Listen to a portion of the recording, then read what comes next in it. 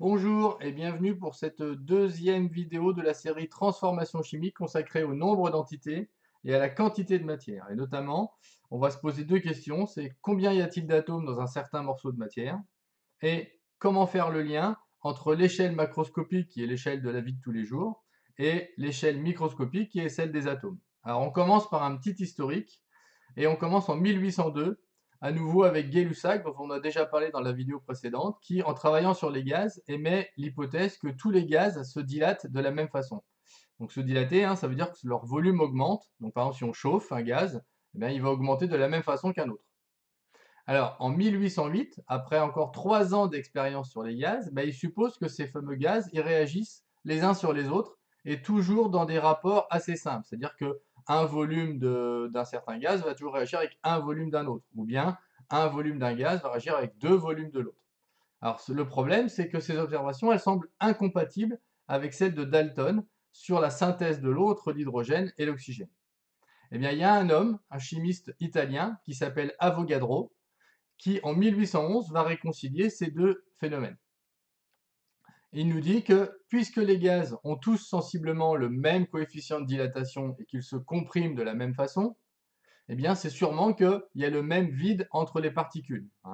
Ce qui paraît logique, si on arrive à diminuer le volume de la même façon pour tous les gaz, c'est qu'on a le même espace pour tous les gaz. Donc le même vide entre les particules. Et pour lui, s'il y a le même vide entre les particules, c'est qu'il y a forcément le même nombre de particules dans un même volume. Alors la question est, quel est ce nombre? Eh bien, à partir de là, pendant un certain nombre d'années, quasiment 50 ans, cette théorie va être un petit peu en désuétude. Elle va être remise au goût du jour par un autre chimiste qui s'appelle Cannizzaro en 1858. Alors, ensuite, en 1865, eh bien, c'est un Allemand qui s'appelle Loschmidt qui va pour la première fois déterminer le nombre d'atomes par centimètre cube. Alors, il exploite une théorie qui s'appelle la théorie cinétique des gaz, qui relie pression, température, la vitesse des molécules et leur densité. Donc, première mesure. Ensuite, deuxième importante, c'est celle réalisée par Jean Perrin, qui est un Français, la première fois à partir du mouvement brownien. Alors, le mouvement brownien, c'est ce qu'on peut voir sur la vidéo juste en dessous. Il a été découvert par Robert Brown en 1820, et donc ce sont les particules qui sont toujours en mouvement. Et en 1913, lors de la sortie de son livre qui s'appelle Les atomes, eh bien, il recense plusieurs résultats issus de différentes méthodes pour déterminer ce fameux nombre de molécules qu'il appellera en hommage à Avogadro tout simplement le nombre d'Avogadro. Alors, pour obtenir une constante, on a choisi un volume de référence. Alors d'abord, ce fut 2 grammes, le volume occupé par 2 grammes du dihydrogène, puisqu'on avait vu avec Avogadro que un volume occupé par un gaz est le même s'il y a le même nombre de molécules. Donc on choisit un volume qui est celui du dihydrogène et qui correspond à peu près à 22 litres. Un peu plus tard, la référence se fera à partir du dioxygène et on prendra donc le volume occupé par 32 grammes de dioxygène. Encore un peu plus tard, en 1960, on reviendra au carbone. Et ce carbone, il restera dans la définition qui est encore celle actuelle et qui a été adoptée en 1971 et qui fixe le nombre d'Avogadro et qui donne comme nom à cette quantité la mole. Alors cette définition est la suivante. La mole correspond au nombre d'atomes de carbone 12, donc c'est un des isotopes du carbone, contenu dans 12 grammes de carbone 12. Alors attention, à partir du 20 mai 2019, cette définition va être modifiée. Elle ne fera plus référence au carbone 12 et la mole sera tout simplement un nombre qui correspond à 6,02 fois 10 puissance 23 entités. Je rappelle que entité, c'est pour toutes les petites particules, des ions, des molécules, des atomes, etc. Alors,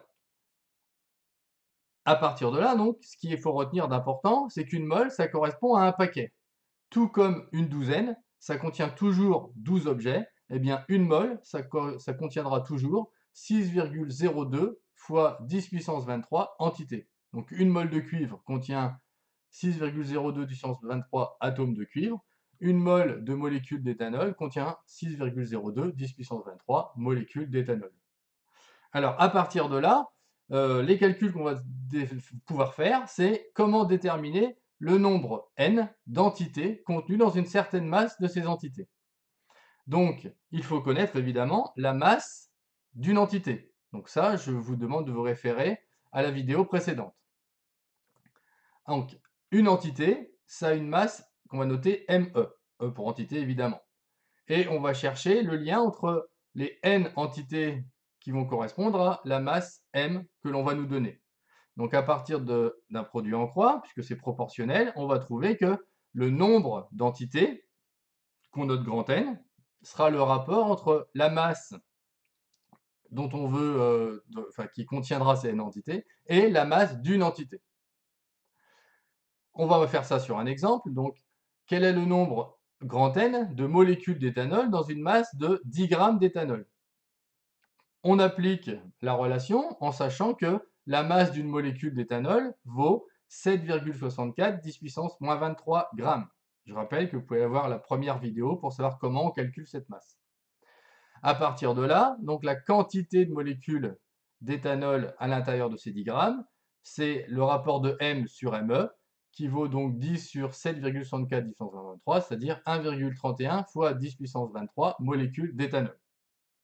Deuxième type de question, comment déduire la quantité de matière correspondant à ces n entités? Je rappelle que la quantité de matière, donc, ça sera le nombre de sacs ou le nombre de moles. Alors, toujours pareil, on sait qu'une mole, ça contient un nombre qui s'appelle le nombre d'Avogadro, qui vaut 6,02 10 puissance 23 entités. Et donc, on va faire le lien avec le nombre d'entités qui seront contenues dans n moles. D'où la relation, toujours en faisant un produit en croix, qui est que la quantité de matière, petit n en mol, ça sera le rapport entre le nombre d'entités et le nombre d'Avogadro.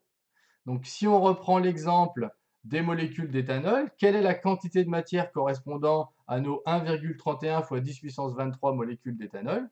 Eh bien, on reprend la formule. Donc petit n égale grand N sur le nombre d'Avogadro. Donc 1,31 10 puissance 23 sur 6,02 10 puissance 23, soit 2,17 10 puissance moins 1 mol ou 0,217 mol.